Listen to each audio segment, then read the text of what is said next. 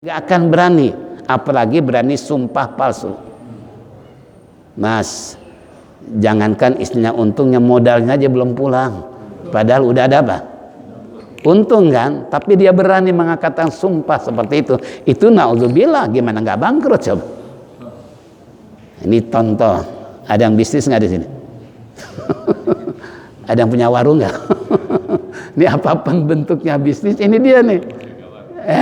Pertama tu'minu billah wa rasuli, dia beriman pada Allah dan Rasulnya. Kalau pedagang-pedagang mereka punya keimanan pada Allah dan Rasulnya, nggak akan berani melakukan tipu daya terhadap konsumen, terhadap yang beli sedikit kecil apapun.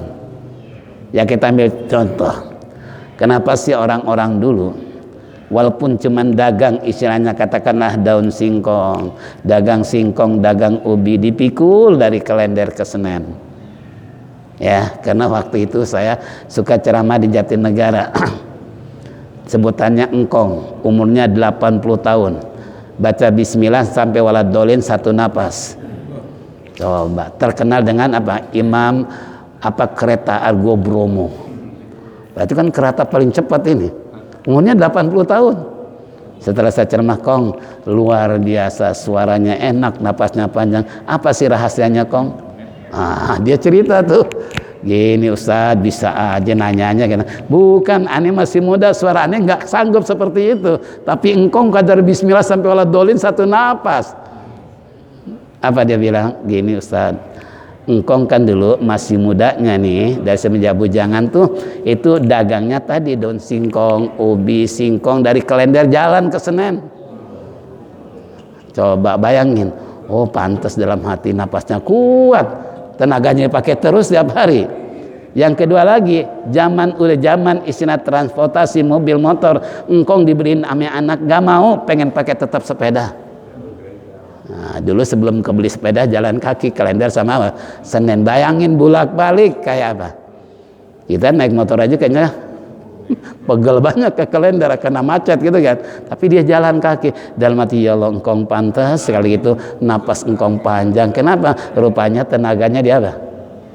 Kalau kita gimana napas sek-sekan istilahnya, nyesek yang nggak pernah dipakai. Turun motor duduk. Naik motor jalan sebentar, turun duduk lagi, gimana napas nggak ngek-ngekan gitu, mau dipakai. Termasuk saya gitu kan, karena kita dimanjakan dengan apa? Dengan kendaraan. Tenaga kita nggak dipakai, begitu kita pakai ngos-ngosan.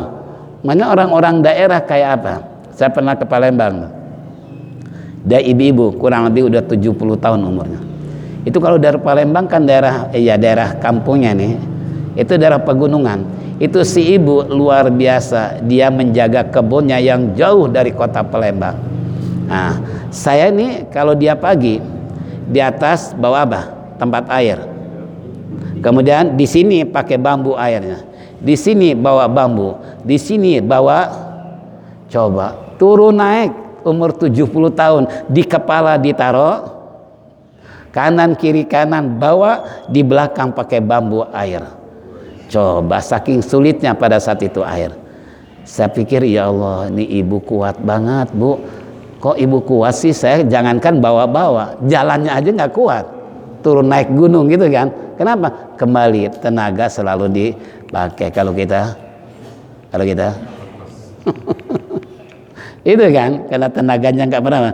Ini satu nih, tu'minu billah wa rasulillah wa tujahidu fi sabilillah. Konsep kalau ingin kita terhindar dari siksa yang sangat pedih, selamat dari hal itu secara akhirat maupun dunia, wa tujahiduna fi sabilillah bi amwalikum wa anfusikum, kamu berjuang di jalan Allah dengan harta maupun dengan jiwa ragamu. Dzalikum khairul lakum in kuntum ta'lamun, itu lebih baik buat kamu jika kamu tahu, kata Allah. Kalau kamu tahu konsep dalam dunia bisnis tadi, ingat, tanamkan iman pada Allah dan Rasul. Yang kedua, siap istilahnya berjuang di jalan Allah. Ya makanya saya bilang tadi cerita orang-orang tua dulu, kalau mereka dagang jeruk dikiloin langsung ditambahin satu. Neng takut ada kekurangannya, bapak tambahin. Coba kalau ada 10 orang, ada berarti 10 apa? jeruk keluar. Takut katanya kurang timbangannya. Kalau orang sekarang begitu nggak? Bila perlu timbangannya diapain? Dibuat macet. Ya Allah Rabbi. Nah ini lalu dari kemarin ayak filakum junubakum. Tapi waktu sudah masuk Isra nih, insya Allah kita lanjutkan ke depan aja deh.